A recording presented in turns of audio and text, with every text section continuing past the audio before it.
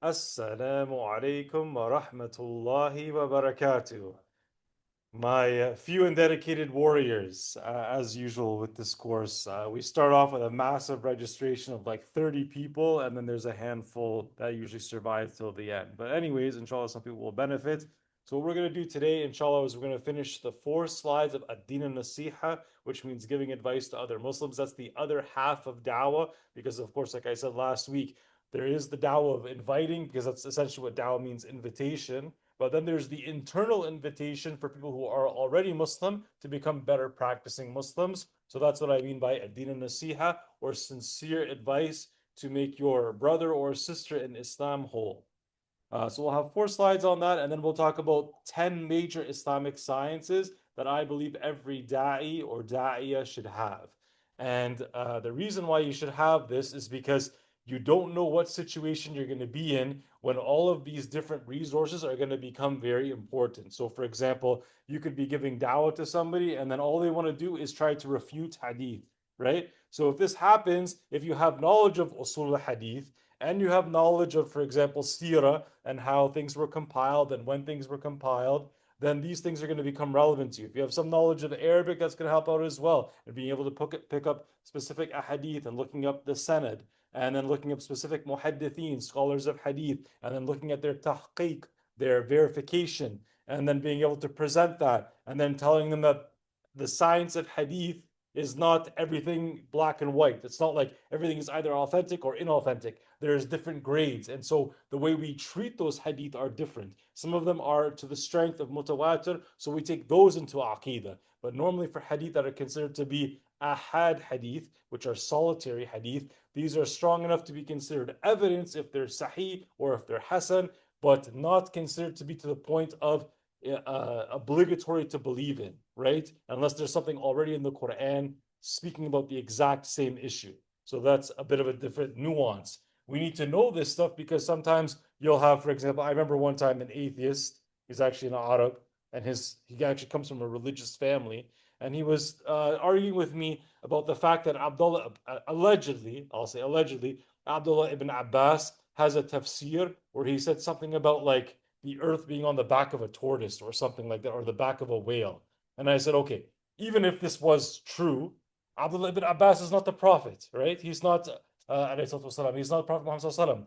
Any Sahabi, as amazing as they are and as virtuous as they are, we don't take the statement of a Sahabi in and of itself as like a form of aqidah, right?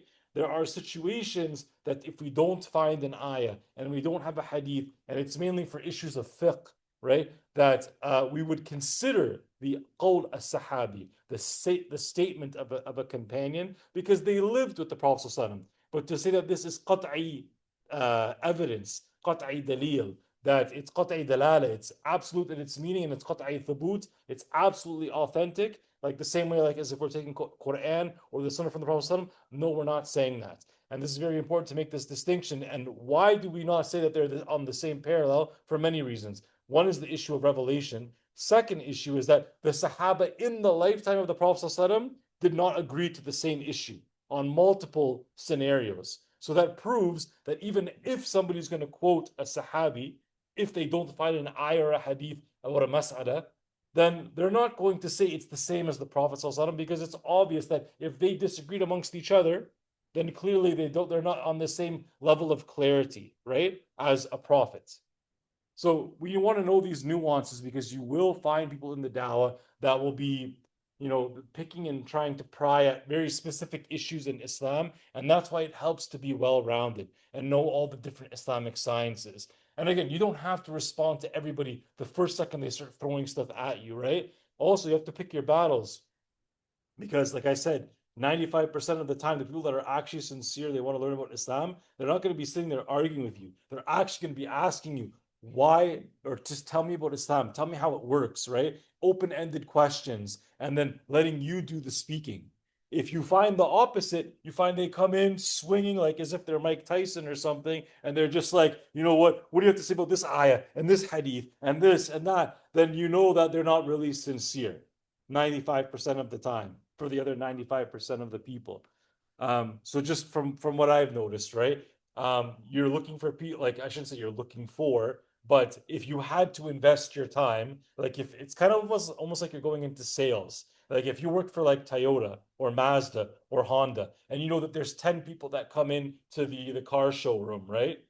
Are you going to spend 90% of your shift talking to the 90% of people that say, I'm just window shopping. I don't know if I really like this car, and then start complaining about this and that and this? Or are you going to talk to the one person that comes in and says, like, I absolutely need a car. This is what I'm looking for. These are the criterion. And then you try to, can you help me out here? Can you find a fit for what I'm looking for, right?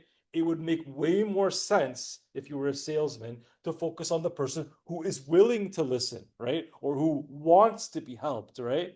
So you need to look for that also in the dawah. That doesn't mean you prevent people from hearing the message. No, anybody who actually wants to hear it, you let them hear it. But if you have two people in front of you and one person clearly just wants to fight and argue, and the other person is like, please tell me more, where are you going to prioritize your time, right?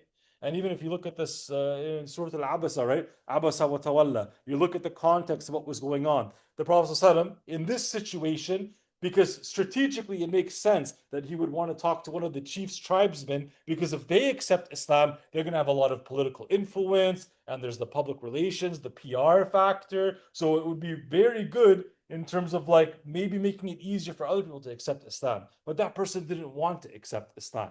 But the blind man was open, right? So when you're in this situation, you're looking for the people who are the most open when you're giving your dawah. Why? Because these are the people that actually want it, right? So you're going to start off with the people who are more likely to accept it. And of course, then that takes the liability off you as well. Because if somebody was asking you for the truth, and then you're like, I'm sorry, I'm too busy trying to give dawah to Justin Trudeau and he doesn't even want it, right? I'm just saying, if that was the hypothetical situation, then on the day of judgment, the person who was asking you for the truth, if you just kind of shunned him aside because of his social status or whatever the reason was, but he was actually open, you could be liable, right? So you don't want to be put in that situation. All right, so that's what we're going to be talking about today, the four sides of Deen and Nasiha, and then why we want to learn about these different Islamic sciences, because you'd be surprised how many times when you have a very well-rounded foundation in Islam, how that helps you out in the other disciplines. All right, so let's see if I can move this little Zoom slider down here. Okay, so the first thing is advising people doesn't mean spying on people, and it doesn't mean digging into all the dirt into people's personal lives and trying to expose them and trying to belittle them as a form of advice, right? And so this should be clear based on the following hadith. And Ali ibn Hussein قال قال رسول الله صلى الله عليه وسلم إن من حسن إسلام المرء تركه ما لا يعني, which means that Ali ibn Hussein radiallahu anhu reported that the Messenger of Allah sallallahu alaihi wasallam said that verily among excellence in Islam is for a man to leave what does not concern him. So as a general rule, we're not interested in gossip. We're not interested in trying to make people look bad. There are certain exceptions, like Imam Nawawi mentions, 6 exceptions to backbiting when it's considered permissible. The general theme that you're going to find with those 6 exceptions is there is somebody who's publicly doing some type of injustice or wrong. And if you stayed quiet on the issue, it would get way worse. It's much different than somebody is doing something bad in private, nobody knows about it, and you want to expose them like how they do in the West. I mean, when you go to the grocery store, you look on the side next to the cashier and you see like 5, 6 different celebrities and they're all getting slammed by journalists, right? Like this is ghiba and namima, and not the kind that's praiseworthy. They're just doing this to make a quick buck. So this is the wrong reason why you would expose somebody, right? But in, like I said, in rare circumstances, like for example, if a ruler is ruling over the people and he's clearly doing a bunch publicly, he's committing major sins and he's being unjust to the people, then no, you don't have to stay quiet. You're obviously allowed to challenge a person in this situation. And Imam Nawawi gives other examples. For example, let's say you have a family member who is extremely abusive to everyone in the family, and you want to go to a mufti or a sheikh to get a fatwa to solve the situation so it doesn't continue to get worse, right? This is one of the permissible situations. But to just essentially make a mockery of somebody for self-gain, then this is not appropriate, right? What I mean by self-gain is for money, for fame, then no, this is not the right reason for exposing somebody. And there's a hadith that talks about how if a person basically protects the honor of a person in this dunya, that Allah will honor them or protect their honor on the day of judgment, right? It's either this wording or there's another wording about his face being protected on the day of judgment. The idea here is that when you protect your brother, Allah is going to be the one protecting you on the day of judgment. And the hadith is considered to be sahih li ghayrihi. By the way, it's good reason to know hadith. There's a difference between sahih li ghayrihi and sahih li dhatihi. In this case, functionally they're the same, but I guess you could say technically there's a small difference. So when we say sahih li ghayrihi, what we're actually saying is a hadith that is the sanad, the chain of transmission is muttasil. Everybody's connected in the chain. There is adala, there is trustworthiness or justice amongst every person, every rawi, every narrator within the chain, and they all have dhabat, they all have sound memory. This would make it sahih li dhatihi. Now, I said sahih li ghayrihi according to the slides. So what this means is it's functionally sahih, but technically there's something that made it sahih that's missing from the formula that I just described to you. So normally what happens is the dhabat issue, the precision of word for word, remembering something that the Prophet ﷺ said or did, somebody in the chain of narration has it a little bit foggy. This happens all the time when, for example, you listen to a lecture or one of your professors at high school or college or university, and for example, let's say he's talking about Maslow's hierarchy of needs, right? A very common thing in psychology, right? And you're like, yeah, the professor was talking about it, and he said that the base is like physiological needs, and then there was like something about belonging, and at the top was self-actualization, but then there was like something else like just below that, like I can't remember what was it. Can't remember what was that thing. It was technically esteem is right underneath that, right? But the point is that if you kind of just missed one piece of the puzzle, right, that would be like a Hasan Hadith, right? So the gist of the information is there. Nothing is fabricated, but there's a detail that's a little foggy, a little unclear. Now, that would be a Hasan li dhatihi hadith. Now, to jump from Hasan li dhatihi to Sahih, there's two options. One is we find another hadith that actually everybody understands everything perfectly, memorization is perfect, then we would have Sahih li dhatihi.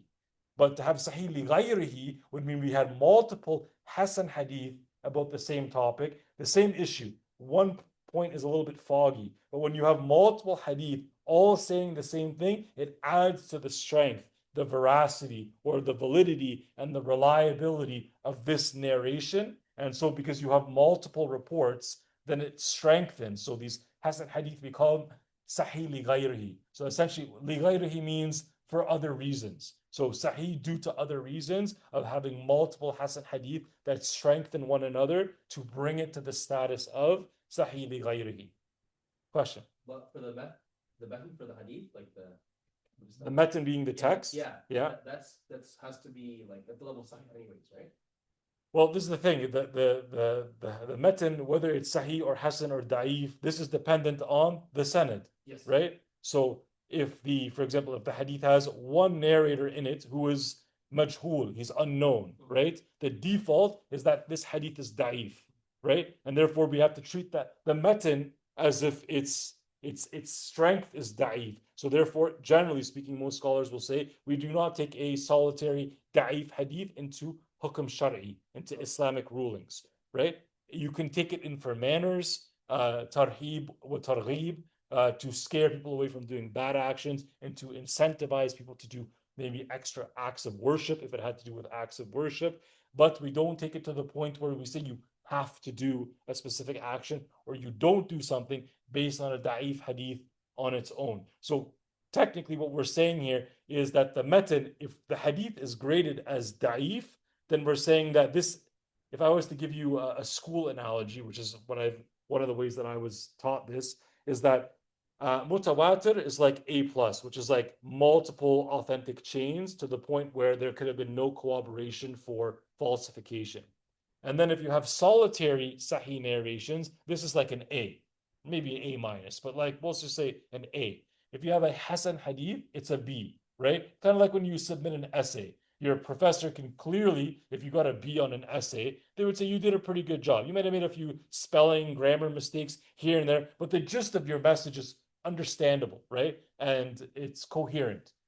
Now, when we get to like C, which is like now you're making like pretty serious errors, it's not to the point where like you put zero effort in, but you have some critical errors, you probably would have a C or a D, which is essentially kind of like a da'if hadith, right? It's not technically a fail, but it's not to the level of confidence that we can say for sure the Prophet ﷺ actually said whatever it is that is in the metan, in the text.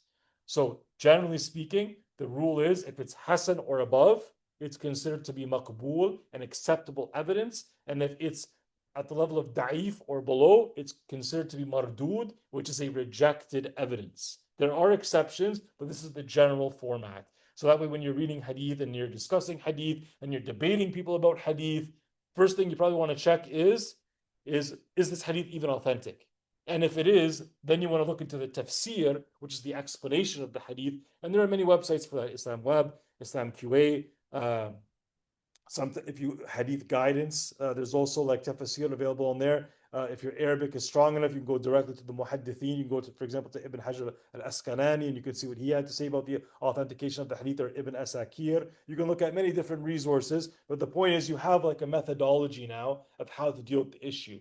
You wouldn't know this though if you didn't have any foundation in hadith sciences. I'm not saying to be an expert, far from it. I'm saying you have enough functional information that if you wanted to do more research, you would know how to go about it, right? That's kind of what I'm aiming for here, because as a da'i, this is very important and it will help you to grow exponentially compared to if you did not have access to this. All right.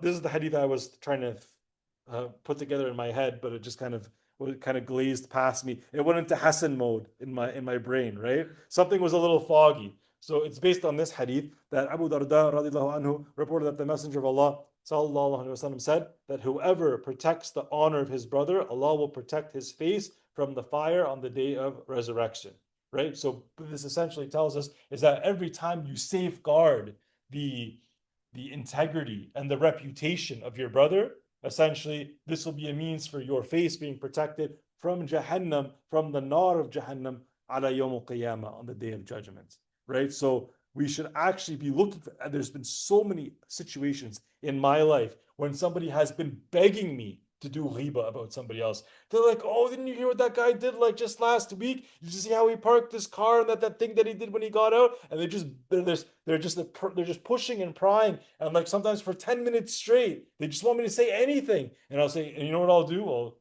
Allah keep me sincere. I'll try to think of anything good to say about this person. Well, you know what? This person, he's so amazing because he did this, this, and this, and this. Why? Because I'm thinking of this hadith, right? Because I want an excuse for myself on the day of judgment that instead of falling into the ghiba trap, I actually said something good about this person in their absence, so that I don't end up having to lose my good deeds on the day of judgment because somebody else was bored and they wanted to gossip. The next hadith it talks about the issue of backbiting and the two concepts of ghiba and namima. Ghiba is when it's actually true, and namima is when somebody just actually makes something up, which is very common, like I said, with the tabloids, when you go to the grocery store and the magazines. A lot of that stuff's not even true. They just make stuff about celebrities because they want to make money, right? So one is obviously worse than the other. Ghiba is when you say something true about your brother. Namima, you just actually made it up. So you're lying and gossiping at the same time. Generally speaking, they translate ghiba to be backbiting. So that's like the truthful talking behind your back. And then namima, slandering, is you're lying and talking behind somebody's back. Both are not acceptable. Both are major sins, except for the rare circumstances, like we said, 6 exceptions. You can read about it. Just Google Imam Nawawi, 6 exceptions for backbiting. But then again, don't be trying to get too comfortable with this, because generally speaking, it's from the, as we saw in the previous hadith, it is from the excellence in a person's Islam that they just mind their own business. Except if it's such a situation that like If you were to leave it, it would get way worse. Then now we want to maybe look into the issue a bit closer. Now, this hadith is meant to be an inspirational hadith for all of you here, because what this hadith is telling us, and this is not a very well-known hadith to the awam or the common people. Some of the tulab al-ilm, some of the people of knowledge, they know this hadith. The scholars, of course, they know it, but it's not a hadith that you hear very often in a khatira. And the reason why I want to mention this hadith is because it's very motivational for the da'i. Because when you hear this hadith, you're going to see how high the maqam, how high the rank is for a person who does da'wah in a time where most people have given up on da'wah. That's essentially what this hadith is going to be telling us. So the hadith says the following. It says it was narrated by Al-Hakim in his Al-Mustadrak, which, by the way, Imam Al-Hakim is a scholar of hadith the book Al-Mustadrak, it's supposed to be a collection of the authentic hadith that did not find their way into Sahih Bukhari and Sahih Muslim. So it's essentially to fill in the gaps of whatever was missing, but at a high level of authenticity. Just to give you a quick background story of the hadith author and the text. And he mentions that on the authority of Umar radiallahu anhu, who said that while sitting with the Prophet sallallahu alaihi wasallam, he heard the Messenger of Allah sallallahu alaihi wasallam said, "Do you know whom amongst the believers have the best iman," meaning faith? Umar radiallahu anh replied, "The angels, O Messenger of Allah." The reply came, "They are so, and they have the right to be so. For what stops them when Allah has given them such a status that He has given them? But it is other than them." So then Umar then said, "Then it is the prophets whom Allah subhanahu wa ta'ala has honored with prophethood and the message." The reply came, "They are so, and they have the right to be so. For what stops them when Allah has given them such a status that He has given them? But it is other than them." So that means that these people have this massively high status, the malaika and the anbiya والسلام. But there's another group, there's another rank way up there in terms of those who have the highest iman. So who could it be? So then Umar says, "Then who are they, Ya Rasulullah, O Messenger of Allah sallallahu alaihi wasallam?" So then the answer comes, they are aqwam, from the word qawm. They are groups of people that come after me in the loins of men, meaning they have not been born yet. So they believe in me even though they have never seen me. And they find the hanging papers. So they work according to what is in it, and they are the best of the believers in iman. And this is a hadith which is sahih. The hanging papers here symbolizes the Quran and the Sunnah. You will come to a time, we are living in a time now that when people talk about Quran and Sunnah, like, man, we're living in Canada. What are you doing, man? We got to watch what you have to say. Like, I'm going into human resources management right now, right? At Fanshawe. It's a post-grad program. You know, I spent so many years trying to be a teacher and working at Islamic schools. And my brother, who's already in this field of human resources management, essentially they're just like the administration for a lot of corporations and companies. He's always telling me, "You got to watch what you say, Mano." He calls me Mano instead of Emmanuel. He's like, "You got to watch what you say. You're always talking about religion. You can't do that at this job." You know what I mean? Like, this is the kind of, and this is not just for like human resources. Like, this could be like, I would not be surprised for most jobs out there, especially if it's anything that's like high paying, government, corporations. Bro, talk about religion at work? Don't you know you can get fired for that? You're not gonna actually get fired, but you do have to be a little bit careful. But that doesn't mean you give up on the dawah. You know, if somebody likes you, they respect you, you build a rapport, take them out for coffee sometime. It doesn't have to be at work. You can take them out, you know, have them come visit your house even, you know what I mean? Be in a more relaxed setting and then still be able to give dawah. And then at work, at least in some organizations, they are a little bit more open. Like, for example, I know that WSIB, even though I don't work for WSIB, but I know people who work for them. My sister-in-law works for them, and she told me that I think on a monthly basis, they actually have like a kind of a get together with the organization, and a person from a different religion will come and they will just teach something about their faith and their perspective, which I found kind of surprising, right? Not many corporations do that. If your corporation or your organization already does that, then perfect, right? Then you do have an opportunity to pitch without having to think twice about it.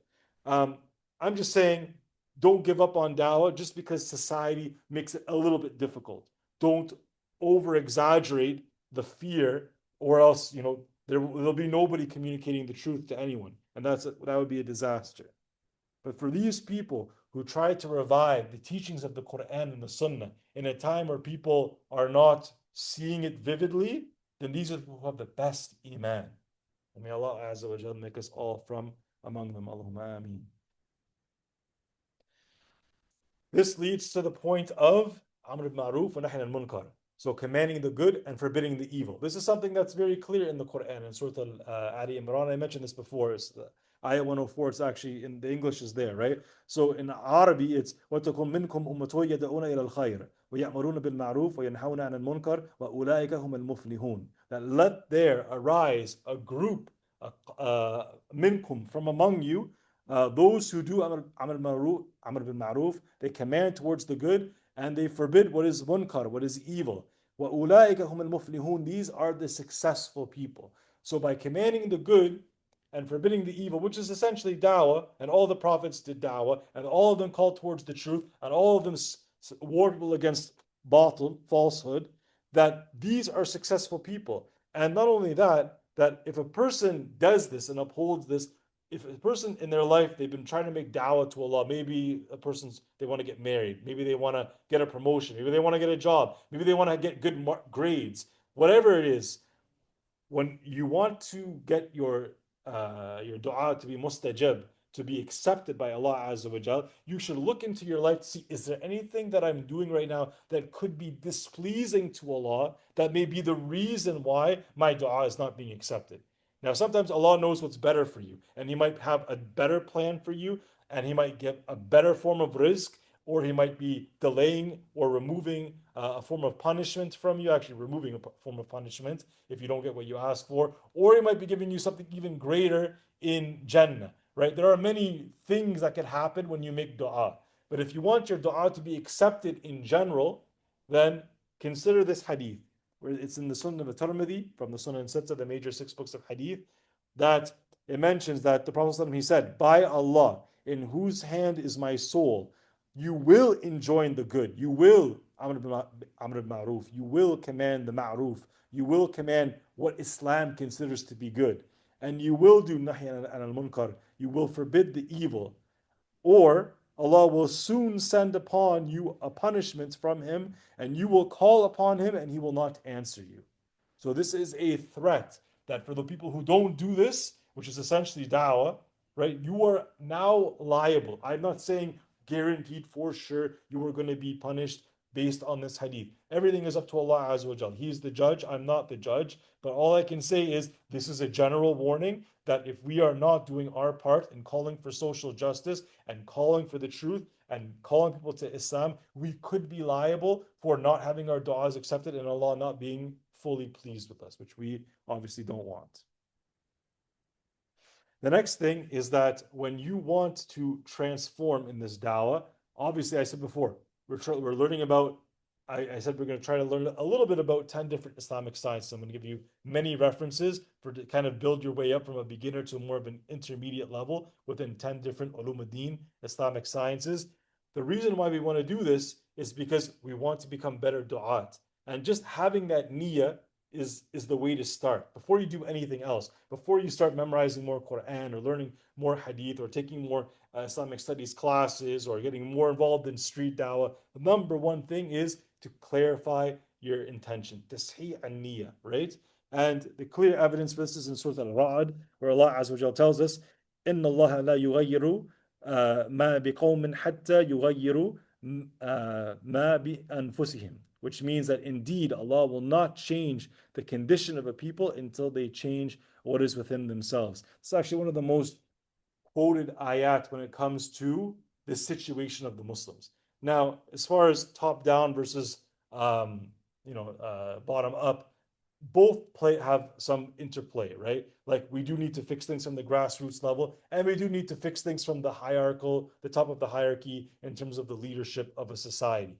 But every individual person should be making sure that their intention is clearly for pleasing Allah Azza wa Jalla. That's where everything starts, especially for your personal journey and your personal development. When you have the right intentions, just wait and see how Allah Azza wa Jalla will put barakah in your life when you do things for His sake. So now we get to the 10 Islamic sciences. Maybe some of you are fluent in Arabic, maybe 50-50, maybe in the beginning stages. For me, I'm not a born Arab, right? So like an Ajami, I'm a white person, right? A non-Arab.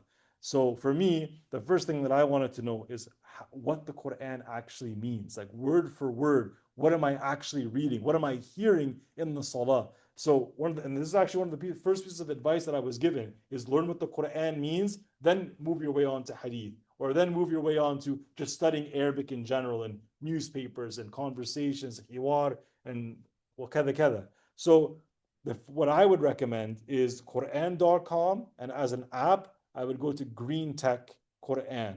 It says Green Tech Tafsir and by word if you look it up at the Apple Store and the Google Play for Android. The Google Play Android version is a little bit more robust in terms of getting updates. So if you have Android, you're better off with that. But it's very similar to the Quran.com website, which is not phone dependent. It can be just based on your browser. So whether you use Chrome, Firefox, Safari, doesn't really matter. But Quran.com or Green Tech, these are amazing applications because they give you the word for word meaning of everything in the Quran, at least 3 tafsir in English, and also tafsir in other languages. So if you speak Bengali or if you speak Chinese or Vietnamese, you'd be shocked at how many different tafsir now exist. And at least, for example, Tafsir Ibn Kathir is probably the most translated, but at least you have something. So if your mother tongue is something other than English and Arabic, you'd be surprised how many other languages there's already a tafsir. So that way, with these two apps, by the way, the old school method is if I wanted to look up a tafsir on an ayah, for example, Tafsir Ibn Kathir is 8 volumes. I'd have to find which volume, which of the 8 Fiqh books has the surah that I'm looking for, and then find the page, and then find the ayah, and then start to read the tafsir. With these apps, you can click on any ayah and just press the little 3 dots or the little, sometimes it's the hamburger button, but usually in this case, I think it's the 3 dots, especially if it's the website format one. And from when I was using the app, it's still the 3 dots. Is you just click on that, and instead of playing the audio, you would go down a little bit more, and then there's tafsir. And there's also a book icon that will show up, especially if you use the website version. And if you click on the book icon or the tafsir menu option next to the ayah that you want, it'll take you straight to the ayah. So that just saved you like at least 10, 15 minutes. And you could do this for any ayah at any time. And then on top of that, you have the word for word meaning of every word in the Quran. So you're going to learn over 6,000 words in the Arabic language, and you're going to see it. And when you know what each word means individually, it helps to build it, bring it all together, rather than just reading a bulk translation at the bottom. You want to have that base vocabulary. It's really going to help you to connect a lot of ideas. And then on top of that, you have color-coded tajweed rules. You even actually have a section on tajweed, the major tajweed rules with audio examples in the Green Tech app. I found that to be extremely useful. Like I would say like the top 10 most important rules that you need to know in tajweed, you can learn them in 5 minutes with the audio examples. And both of these applications are ad-free, which is nice because like then you just get straight to the point without having to pay any subscription for it. Then for hadith, there are a few resources online, but I like sunnah.com because it gives you access to, if you can actually see on the screen, it's this section up here. There's at least 16 books of hadith here. And you have both in English and in Arabic, all these hadith, and you can search in English and in Arabic, and it gives you the hadith side by side in both languages, with the hadith chapter, with the hadith reference, and it gives you the hadith grading as well. It won't give you a grading in Sahih Bukhari and Muslim because there's an assumption that these books are already authentic. But if you were to go to a book like Sunan Abu Dawood, Sunan al-Tirmidhi, Sunan Ibn Abi Majah, you're going to find that for these books, yes, there will be a grading of some sort. And if you want more extended grading, then I would suggest go to Islam QA, Islam Web, and Hadith Guidance, and you're going to find more additional commentary on the Hadith as far as authenticity and the meaning is concerned. Then we have Usul al-Fiqh. And by the way, for both the Quran and Hadith references, both of these have the options of copying and paste. So if you're making a khutbah, you're building a research paper on Microsoft Word, or you're building a PowerPoint presentation, or you're making a social media post on Facebook or on WhatsApp, the copy paste function works perfectly for all the apps that I mentioned so far. So great for research, great for social media dawah. So something to keep in mind. Next would be usul al-fiqh. Usul al-fiqh basically teaches us how to think like a scholar of fiqh. So how do they derive the rulings themselves? What are the rules that they use? So for example, what are the primary sources? First, they're going to look at Quran, then they're going to look at Sunnah, then they're going to look at Ijma' Sahaba, the consensus of the companions. When they're looking for how to derive rulings, istinbat, al-hukm shar'i. Then they're going to look at qiyas. They're going to look at looking for legal analogies based on already existing ayat and hadith and compare it to a similar situation in our current day and times with obviously some specifics. They're looking for the illah, the matching cause or the reason to compare the asl, the former case ruling with the far'a, the future case branch ruling, and then they're going to give the same hukm if they can find the same illah. I know I'm throwing a lot of terms at you, but what usul fiqh, like I said, what it's going to teach us, and I don't think you need to take a lot of courses on this. Sheikh Adnan, he actually teaches Matan al-Waraqat, which is written by Imam al-Juwayni, who is living around the time of Imam al-Ghazali. And Matan al-Waraqat is one of the most famous books of usul al-fiqh in the Shafi'i madhab. And the Shafi'is are considered to be kind of like the stars of usul al-fiqh, but not to say that it belongs to them entirely. It's just that they have a lot of the works, and there's a lot of, I want to say, common ground or similarities between what they have said and what other madhab have said. But since they have a lot more works pioneered on the subject, then, and this book is considered to be a beginner book, then I would say take the course here at the Wellness Center. You're also going to find that if you were to go on Google right now or YouTube and type in usul al-fiqh, you're going to find maybe half of the stuff available in English is going to be an explanation of this book. So that's why I would say start here before you go into anything that's more advanced, especially if you just need something to fill in this void, essentially. But then we have usul hadith. This is essentially the science of knowing which hadith are authentic, when the books of hadith were compiled, the strength of the narrators, what are their special merits, how would you, what is the usage of hadith? So even if the hadith is authentic or if it's not authentic, when is it used in aqidah? When is it used in hukm shar'i? When is it used in adab, in manners? So all these issues, this would be taught in the science of hadith. And a lot of questions in our times have to do with the science of hadith, especially from those who are like anti-hadith, Quraniyun people. That's why I would say take at least one course in it. As far as what's readily available, Nukhbat al-Fiqh is one of the most taught books on the science of hadith, which is a book, it was meant to be a simpler book of hadith written by Ibn Hajar al-Asqalani, who is the same author of Fath al-Bari, which is the most famous commentary on Sahih al-Bukhari, who is a Shafi'i scholar.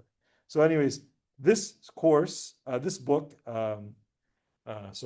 is also taught by Sheikh Adnan. So if you want to take this course with this book, you can do that. Also online, if you go on YouTube and Google, don't be surprised if more than 50% of everything you look up for in English is this book being taught, right? Obviously, it's originally an Arabic book, but I'm saying is this is considered like the place where you start in this science. Question. Would the courses be with the IDA, or is it somewhere else, like the fiqh? It would be like Sheikh Adnan teaches both of these. They're not going to necessarily be every semester, but these are courses that he has taught you, and he has taught them before at LMM, but they are within the IDA curriculum. Okay. If there's enough need, then maybe he'll teach it more often than other subjects. And then the issue of fiqh.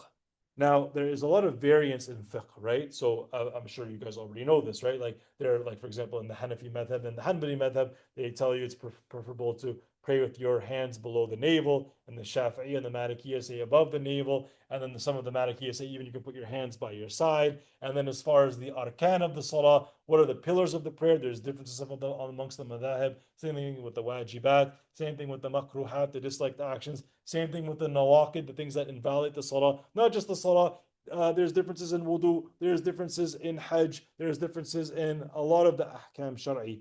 In fact, it's probably around 90% that there's at least some variance per topic amongst the madhahib. So when you have at least some exposure to this, you don't need to necessarily actually know all four. But why this would be useful to you is that, first of all, you should definitely know at least one madhab fairly strongly. So then you can just practice your deen, right? Because nobody's expecting you to be a scholar or a mujtahid from day one or at the beginning of your studies. The second thing, though, is if you do take a little bit of time to study fiqh al-muqarana, comparative fiqh, then when non-Muslims come up to you and they ask you, why are all the Muslims scared of dogs, right? Then at least you would know the Maliki madhab opinion, and you might want to maybe highlight this point because yes, there is a difference of opinion. Yes, some scholars think that the dog is najis, but there is a very strong opinion from the Maliki school, especially if you dig deeper into it. When you know there's a difference of opinion and you know the major books and you know the major scholars, then you can do a deeper dive. And then you can say, well, maybe the dog itself, the saliva, isn't actually najis for many reasons. One, the fact that in Surah Al-Ma'idah, Allah basically gives us permission to use dogs for hunting, and we know whatever we just say Bismillah, and then whatever they catch, we're allowed to eat. We also have hadith about this. And if we're allowed to eat it, are we allowed to eat najasa? No, right? And then on top of that, there's no ayah or hadith that specifically says that the saliva of the dog is najis. There's a hadith that says that if a dog licks a vessel, it doesn't say your skin, it doesn't say your clothing, a vessel like a plate or a bowl, something like that, then clean it once with dirt and 6 times with water. So some scholars, they said this means that it's super najis, right? Why would you have to clean it 6 times? In the Maliki method, they say there's two opinions. One is this is ta'abbud, this is an act of worship, because normally you don't wash the same thing more than one time, logically speaking, if it's an issue of najasa. Because if, for example, if you have human urine on the table, you don't have to wash it 5 times or 6 times, right? When you make wudu, you wash once, twice, or 3 times. Is the third time because you're that dirty? No, you're getting extra reward for doing an extra amount of washing, and that's why some Malikiyah say it's ta'abbud. But the opinion that I think is actually stronger is the opinion by Ibn Rushd al-Maliki, and he talked about this in his book called Al-Bidayat al-Mujtahid, the beginning of a scholar of fiqh, essentially. And he writes in it that his grandfather, he explained that the way he understands it is that there is a specific type of dog, which is the wild dog, the rabid dog, and that this is the dog that you have to be careful about. And this is the context of where this hadith would make sense, because you will also find a hadith that talk about how there was a temporary license to kill dogs in the lifetime of the Prophet ﷺ, and then that hadith was abrogated. So then the question is, why was there a temporary allowance to kill dogs in Arabia? And still till today, there are wild dogs roaming around in Arabia, not just Arabia, and in China, and in Greece, and other places. These wild dogs are known to have rabies, and rabies is a lethal virus. If this saliva gets in your system, it can cause a virus that will kill you if you don't get proper medical support very quickly. And then what's interesting is that if you didn't have access to modern day scientific vaccines and high tech medicine, there's something very old school that's very effective in removing rabies before it becomes a problem: dirt and water, right? And that's what the hadith was telling us, that if you add dirt and then really give it a good rinse, right, that technically scientifically that removes the rabies virus, right? And so in a very simple way we can solve this problem. Now, I'm not saying this is the only opinion. It definitely isn't. It's actually the minority opinion, because the Hanafis, the Shafis, and the Hanbalis all say that the dog saliva is najis and it is what it is, right? Because that's how they understood the hadith, right? But there's much more depth. And when you're dealing with a non-Muslim, the topic of music, dog saliva, maybe traveling, maybe there'll be specific topics, hot topics that will come up. If the madhahib have classically debated some of these issues, then it's worth looking into those issues. I'm not saying you have to, but you would, I would say, don't be surprised if this actually helps your dawah. If you're dealing with somebody who is most likely willing to accept Islam, but he has a few reservations, or she has a few reservations, and it's some of these sensitive topics that come up. If you know the madhahib have some differences of opinion that are valid differences of opinion, it's worth knowing them, and it's worth knowing how to find out about them. So on the screen, I've mentioned some of the major intermediate primary texts of each madhab, which are available in English or in Arabic. But the point is that you can find them, and actually you can find all of these in PDF form for free. You can download them all. You might find some of them on kalamallah.com, but even just going on Google, archive.org, you'd be surprised. You can pretty much find everything on this list. I can guarantee you can find it all. But there's a few of these books you have to dig a little bit on the internet. But the point is, you can find it. You can find it in English or in Arabic, and now you have a reference in the madhab. You should still try to study some of these books with scholars because you get a little bit more of a deeper context, just so you don't get something misunderstood based on the context that you're living in. But I'm saying these resources exist. They're there. There's also YouTube lectures on these books, commentaries. There's certain free courses you can take on them. And at least for the Shafi'i school, where is it? Matan Abi Shuja is also taught by Sheikh Adnan. I'm doing a lot of endorsements today. I'm not getting paid, by the way, but I'm just letting you know that that's another course that he teaches here at the Wellness Center. So you don't have to travel to another country or to Damascus to learn this stuff. You can learn it right here in London, Ontario.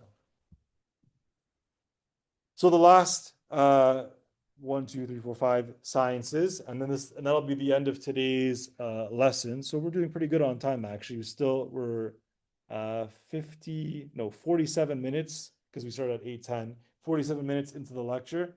Easily, we're going to be under an hour today. So the last 5 sciences that I just think you should have a foundation in. I'm not saying you need to be an expert. It's obviously great if you have more knowledge than that, than like I'm saying, than the base amount. But if you just have a solid foundation, this will really help you.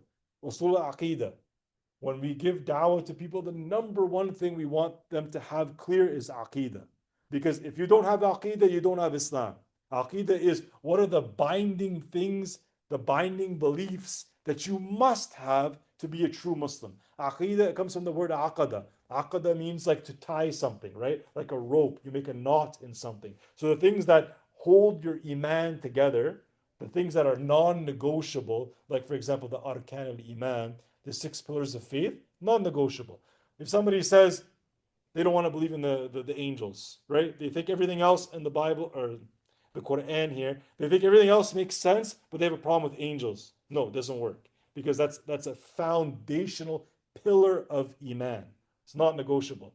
Let's say they believe in the Quran, but they have an issue with one ayah, just one ayah. I'm not talking about not understanding the meaning of the ayah, because not understanding the meaning is different than rejection. If somebody says they want to reject a specific ayah of the Quran, this is kufr. It's not about the issue of if you understand or you don't understand. You can spend your whole life understanding maybe only 5% of the Quran. It doesn't make you a disbeliever. But to reject an ayah is to basically reject the preservation of the Quran, which Allah promised in Surah Al-Hijr, chapter 15, verse 9. And it's a consensus of the Ummah that the Quran is perfectly preserved. So you don't want to open this door of rejecting an ayah. And if somebody was in this dilemma, they need to get this fixed, right? So this is something that you would learn about in Aqidah. Now, on top of that, studying Usul al-Aqidah, you'll also get into some other nuances, right? Because you're going to find that there are some debates as to what is and is not the fundamental creed for Muslims. So if you study, for example, the creed of the 4 Imams, you'll get a good idea of what they believed in before we get into any variances or changes over time to get that early orthodox understanding. The other thing that you want to understand from Usul al-Aqidah has to do with a lot of modern day issues. So how do we balance between Islam and science? And in order to do that, you're going to have to look at a lot of modern day works. So that's why, for example, I would recommend for you to listen to Hamza Tsortsi's Dr. Zakir Naik, because these people go into modern day issues. For philosophy, it would be this man here in the bottom right corner. This is Hamza Tsortsi's. And then Dr. Zakir Naik for more like the scientific issues. And then there are some specific books that I would recommend, like The Eternal Challenge, which is this white book right here, which is written by somebody from IERA. It's an amazing book for proving the linguistic miracle of the Quran and scientific miracles of the Quran.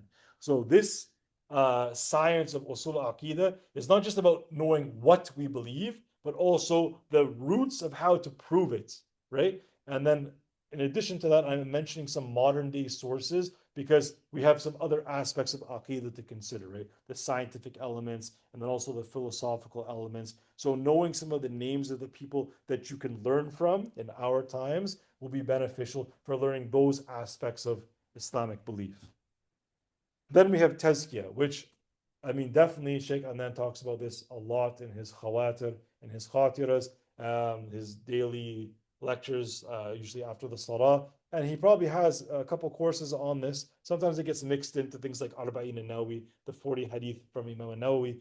But another great reference would be Imam Abdul Fattah Tawakkul, because he's been doing almost exclusively all the classes that he's been teaching for probably the last 2 or 3 years now at IDA are tazkiyah based courses, meaning they're courses about ruhaniyah, spirituality. And tazkiyah comes from the word zakah. Zakah, it means to purify, and in the sense that some scholars they say zakat purifies your heart from greed, because if you're extremely wealthy, zakat requires you to give 2.5% to the poor, right? So it's like a cleansing from being stingy, essentially, right?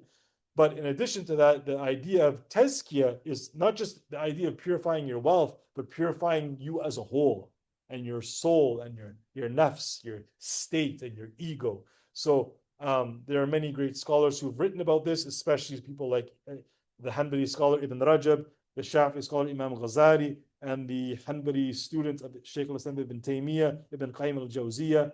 They have written extensive works on tazkiyah. So I highly recommend at least one book in your life, one course in your life should be tazkiyah, because there are people who they are geniuses in terms of the other sciences, but if they do it for the wrong reason and with the wrong niyyah, it could all end up turning into itham, into sin. I don't know if somebody's dying in the other room. Hopefully that doesn't all come up on the mic, but inshallah they're okay. I think it's some drama going on in the other room. Okay, last three to wrap things up. So Arabic, whenever I wanted to look up the meaning of a word, I was like, what should I use? Like Google Translate is okay. It gives you one word and like maybe 4 or 5 other variants whenever you type something in. But another website that's a little bit more detailed would be almaani.com, or it's here almaany.com.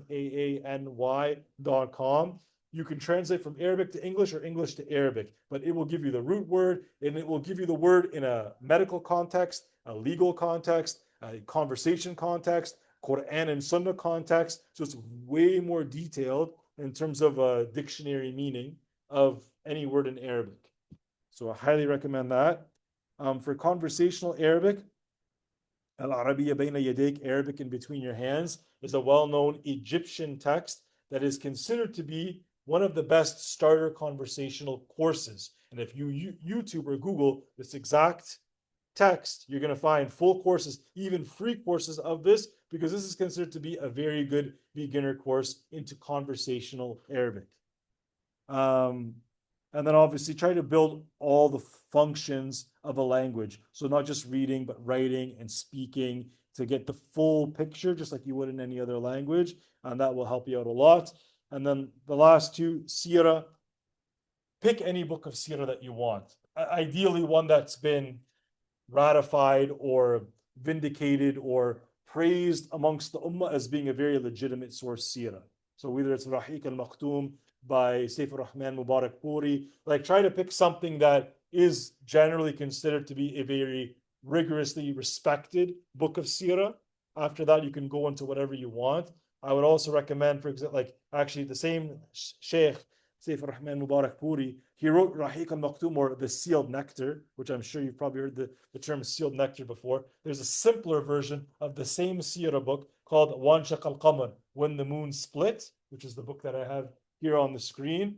It's an easier book, and the newer version of it actually has like comprehension questions at the end of each chapter, so to speak. And I used to teach this book at the weekend school at the Islamic Center, and it was kind of nice because it was like it's kind of like you get your weekly dose plus questions plus sometimes maps and illustrations. So it was a really nice resource, and I found it a little bit easier in the language compared to Rahiq al-Maktoum, and a little bit more into the story rather than just the dates and the numbers, right? But either way, both good solid options for Sirah. Also, I would recommend that you read the book When the Khilafah Was Destroyed, because you need to understand why the Muslims are in the political dissension and instability and weakness that they're in today.